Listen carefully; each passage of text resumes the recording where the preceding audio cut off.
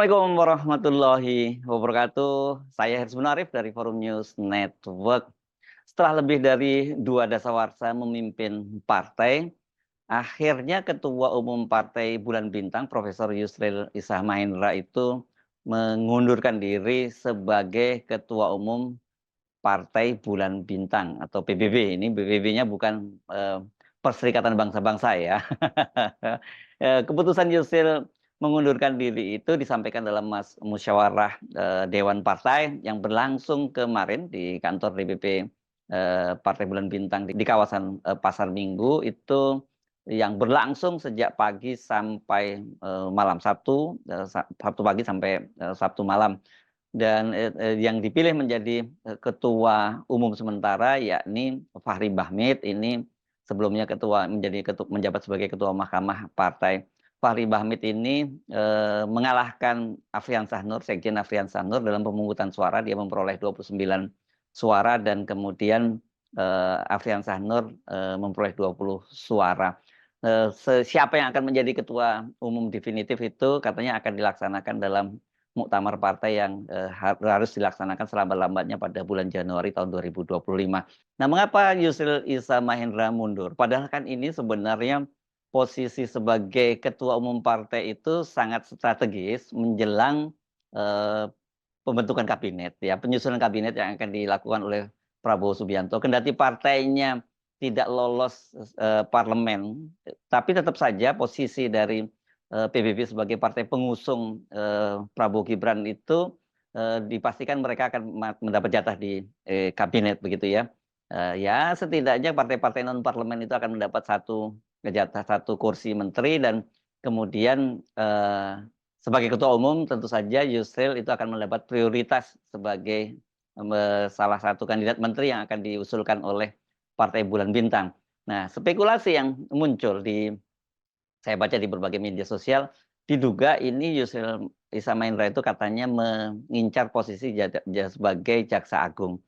Saya kira cukup wajar karena dengan latar belakang pendidikan dia sebagai seorang profesor hukum dan juga lama dia berkecimpung di dunia hukum, ya posisi ini saya kira ya layak saja kalau kemudian Yusril mengincar posisi itu. Tetapi saya yakin bukan posisi itu yang diincar oleh Yusril Iza Mahendra. Kenapa? Karena kalau berdasarkan keputusan Mahkamah Agung belum lama ini ya, pada bulan Januari ini ya, itu Mahkamah Agung kan memutuskan bahwa posisi Jaksa Agung itu tidak boleh diisi oleh seorang mantan pimpinan partai atau pengurus partai begitu ya. Putusannya begitu.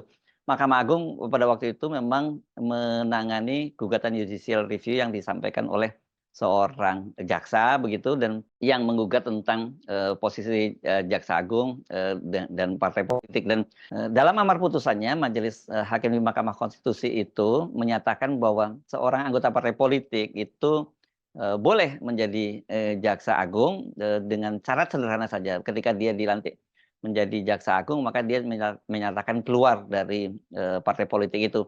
Sementara bagi para pengurus partai, apalagi ketua umum itu, dia baru boleh menjadi Jaksa Agung itu setelah dia tidak aktif atau dia menyatakan keluar dari partai politik 5 tahun sebelumnya gitu. Ini dikaitkan tentu saja agar posisi Jaksa Agung itu tidak terafiliasi dengan kepentingan politik. Jadi saya kira dengan keputusan dari Mahkamah Konstitusi yang baru saja diputuskan itu, Yusril tidak mungkin menempati posisi itu karena kan dia baru saja sekarang pun dia belum menyatakan mundur sebagai anggota PBB, dia hanya mundur sebagai ketua umum Partai Bulan Bintang.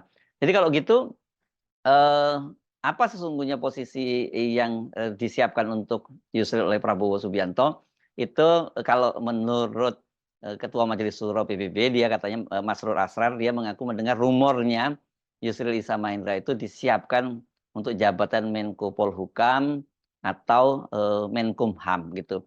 Tapi Menko Polhukam rasanya terlalu tinggi ya jabatan ini untuk Yusril kalau dia itu representasi dari PBB karena jabatan-jabatan Menko ini kelihatannya diincar oleh partai-partai pengusung Prabowo dan tentu saja kalau partai-partai yang mengusung ini partai-partai yang lolos parlemen dan ada 4 partai besar yang lolos parliamentary threshold yakni Golkar, Gerindra, PAN dan juga Demokrat. Nah, apakah dengan cara seperti itu kemudian ini merupakan strategi dari Yusril, dia tidak lagi menjadi representasi partai karena dia bukan ketua umum partai lagi, karena tanpa, partai pun sebenarnya posisi PBB ini ya diperkuat oleh keberadaan Yusril gitu ya sebagai figur.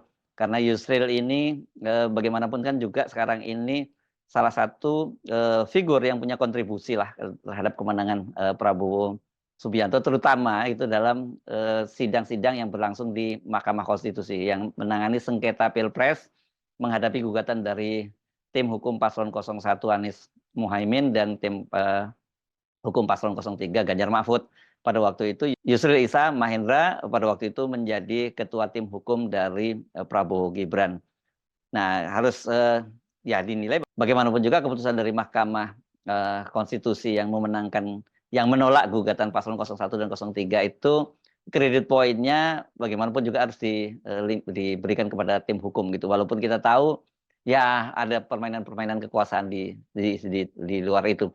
Jadi saya kira, ini justru malah mungkin jadi strategi bagi, eee, Partai Bulan Bintang untuk mendapatkan porsi, jabatan yang lebih tinggi karena Yusril tidak lagi menggunakan kuotanya sebagai, representasi partai, sebagai ketua umum Partai Bulan Bintang, tapi dia menggunakan, kapasitas dia sebagai pribadi yang cukup mumpuni sebagai salah satu kandidat menteri di, kabinetnya Prabowo Gibran. Sementara kalau Yusril kemudian masuk ke dalam kabinet itu sebagai pribadi, maka kemungkinan besar ya, PBB itu akan dapat jatah sendiri gitu ya. Kan selama ini PBB, ya, jatahnya itu banyak paling tinggi kalau dalam partai-partai sebelumnya, di dalam kabinet sebelumnya itu, ya wakil menteri seperti Afriansah Nur itu menjadi wakil menteri tenaga kerja.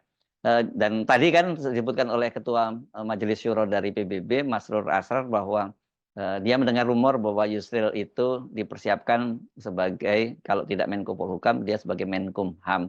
Nah, soal Yusril ini, sebenarnya kalau di kabinet dia bukan orang baru karena, dulu, pada awal reformasi dia, pernah menjadi menteri zaman kabinetnya Gus Dur, dia waktu itu menjadi Menteri Hukum dan Perundang-undangan ya.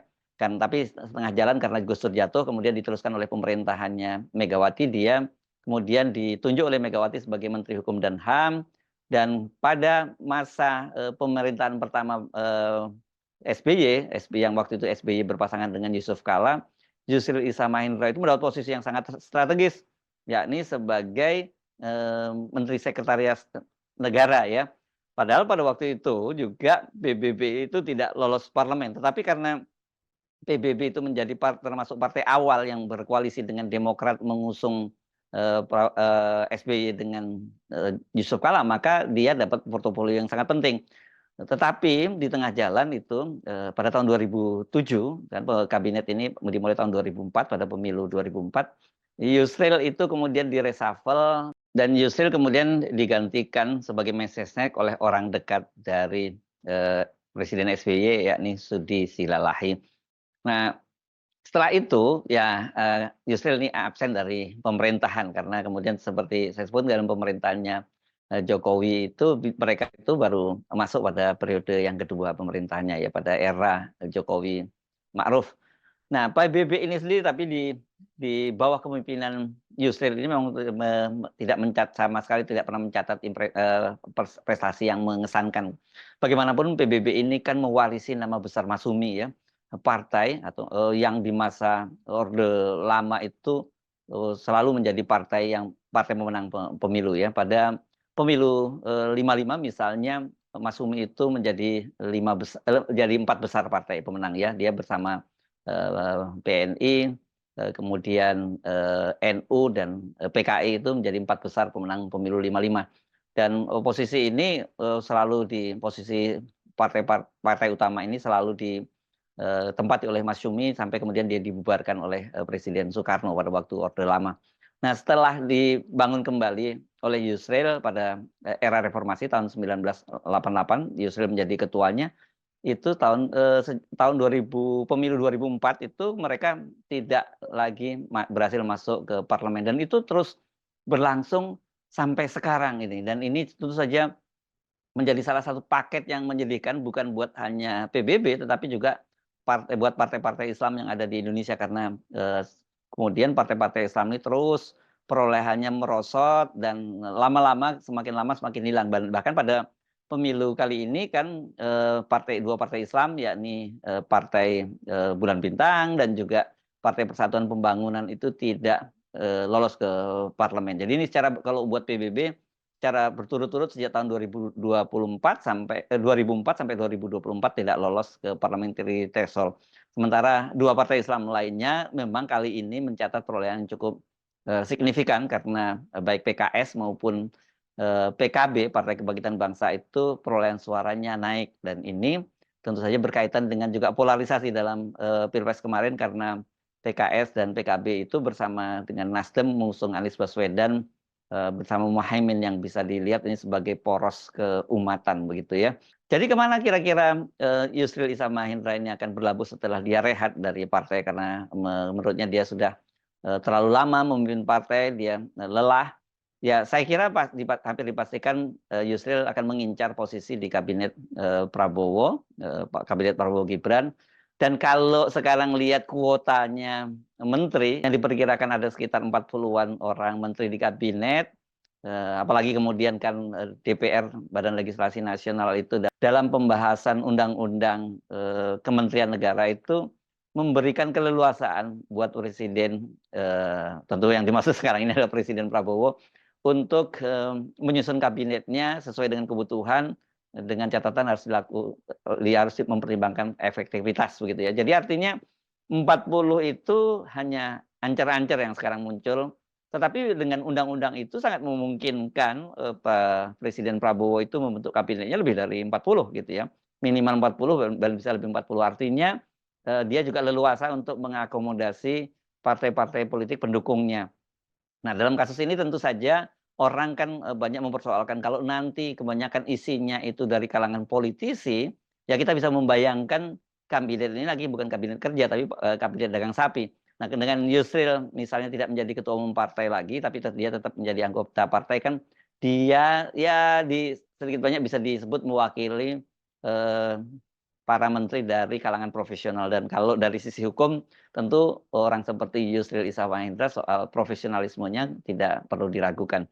Jadi ini catatan yang menarik perjalanan dari seorang Yusril Iza Mahendra sebagai pribadi dia adalah pribadi yang sukses, karir hukumnya mencorong, karir pribadinya gitu ya sebagai politisi juga mencorong, tetapi karir dia sebagai pemimpin partai itu dia adalah pemimpin partai yang gagal karena sejak tahun 2004 sampai kemudian 2024 ini, jadi artinya 2 dasawarsa dia memimpin partai, dia tidak berhasil membawa PBB untuk lolos ke parlemen. Jadi memang langkah dia mengundurkan diri ini cukup cepat karena PBB ini pasti dibutuhkan pemimpin baru yang lebih segar, yang punya visi bisa membawa partai ini kembali masuk ke parlemen.